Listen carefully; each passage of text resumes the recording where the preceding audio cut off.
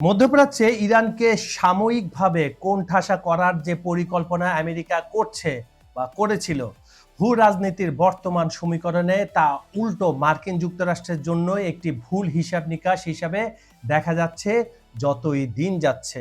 America ও ইসরায়েলের জোটের ধারণা ছিল কঠোর অর্থনৈতিক নিষেধাজ্ঞা এবং সামরিক চাপ প্রয়োগ করে ইরানকে দুর্বল করতে পারলে মধ্যপ্রাচ্যে তাদের একক প্রাধান্য বজায় রাখা সহজ হবে। তবে বাস্তবতার চিত্র এখন বেশ ভিন্ন। আমেরিকার তৈরি এই চাপের মুখে ইরান দমে না গিয়ে উল্টো রাশিয়ার দিকে দিন দিন ঝুঁকছে।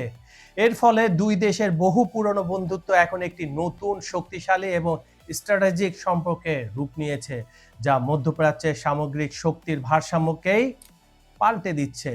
ইউক্রেন যুদ্ধ শুরুর পর থেকে ইরানই রাশিয়াকে ড্রোন, গোলাবারুদ ও ব্যালিস্টিক মিসাইল দিয়ে সামরিক সহায়তা দিয়ে আসছিল। তবে এখন পরিস্থিতি বদলে গেছে। নিজের অস্ত্র ভান্ডার শক্তিশালী করতে রাশিয়ার কাছ থেকেও পাল্টা সামরিক সহায়তা পাচ্ছে ইরান। মার্কিন সংবাদ মাধ্যম এনবিসি নিউজের এক প্রতিবেদনে জানানো হয়েছে, ক্যাসপিয়ান সাগর পথ ব্যবহার করে ইরানের ড্রোনের নানা যন্ত্রাংশ, গোলাবারুদ এবং টিএনটি পাঠাচ্ছে মস্কো। ইউরোপীয় সরকারের একটি নথি সূত্রে তথ্য উঠে এসেছে, চলতি বছরের মে মাসে যুক্তরাষ্ট্রের কর্মকর্তারা এ ধরনের চালানের ইঙ্গিত দিলেও আগস্টের এই নথিটিকে রাশিয়ার অস্ত্র সরবরাহের প্রথম দাপ্তরিক ও লিখিত প্রমাণ হিসাবে ধরা হচ্ছে এই মাসে। তবে রাশিয়া থেকে ঠিক কি পরিমাণ সামরিক সরঞ্জাম ইরানে পৌঁছেছে সে বিষয়ে পশ্চিমা গোয়েন্দাদের কাছে এখনো সুনির্দিষ্ট কোনো হিসাব নেই। ক্যাসপিয়ান সাগরকে বেছে নেওয়ার মূল কারণ এর ভৌগোলিক কৌশলগত অবস্থান। হরমুজ প্রণালীতে পশ্চিমা বিশ্বের কড়া নজরদারি থাকলেও ক্যাসপিয়ান সাগরে যুক্তরাষ্ট্র বা তাদের বন্ধুদের সরাসরি প্রবেশের কোনো সুযোগ নেই।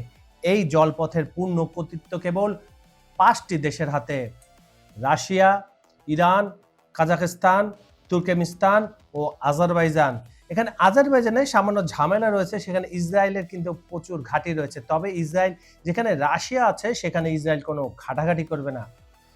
ইরানের 4টি ক্যাসপিয়ান বন্দর সারা বছরই সচল থাকে। এছাড়া ইদানিং ট্রান্সপন্ডার মানে নো ট্র্যাকিং সিস্টেম বন্ধ রেখে নজরদারি এড়িয়ে গোপনে জাহাজ চলাচলের প্রবণতা অনেক বেড়ে গেছে, যার ফলে গতকাল আমি একটা রিপোর্ট বলেছিলাম, যেটা গতকালই সারা বিশ্বে সামনে এসেছিল। সেটা হচ্ছে এই অবরোধের নিষেধাজ্ঞার মাঝেও 700 ওর বেশি বিলিয়ন ডলারের তেলের ব্যবসা করেছে ইরান, যা গত বছর নিষেধাজ্ঞা ছিল না তার চেয়ে কয়েক গুণ বেশি।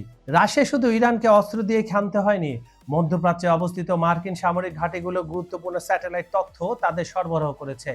আমেরিকা ইরানকে সামরিক ও কৌশলগতভাবে কোণঠাসা করার যে পরিকল্পনা করেছিল, রাশিয়া ও ইরানের এই অটুট জোটের কারণে তা সম্পূর্ণ উল্টে গেছে। ফলে মধ্যপ্রাচ্যে প্রভাব বিস্তার করা নিয়ে যুক্তরাষ্ট্রের হিসাব নিকাশ যে ভুল ছিল তা এখন পরিষ্কার। আমেরিকার যে কৌশল ইরানকে কোণঠাসা করার কথা ছিল তা এখন ক্যাসপিয়ান সাগরের জলে ভেসে উল্টো মার্কিন পররাষ্ট্র নীতিকে চ্যালেঞ্জের মুখে ফেলে দিয়েছে। ইরান ও রাশিয়ার এই নতুন অক্ষ মধ্যপ্রাচ্যের ক্ষমতার সমীকরণ এক ঝটকায় বদলে দিল। বন্ধুরা, আজ এই পর্যন্তই। খবর সংযোগের এই বিশ্লেষণটি আপনার কেমন লাগলো এবং মধ্যপ্রাচ্যের এই নতুন মেরুকরণ নিয়ে আপনার মতামত কি কমেন্টে জানাতে ভুলবেন না। পৃথিবীর যে কোনো প্রান্ত থেকে আপনি আমাদের দেখে থাকুন না কেন, আমরা আপনার মতামতকে গুরুত্ব দিয়ে থাকি।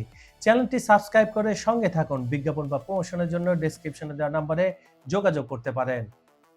পরের ভিডিওতে নতুন কোনো আন্তর্জাতিক বিষয় নিয়ে আবার দেখা হবে। আমি কাজল হায়দার আজ এখানে বিদায় নিচ্ছি। সবাই ভালো থাকুন, সুস্থ থাকুন। আল্লাহ হাফেজ।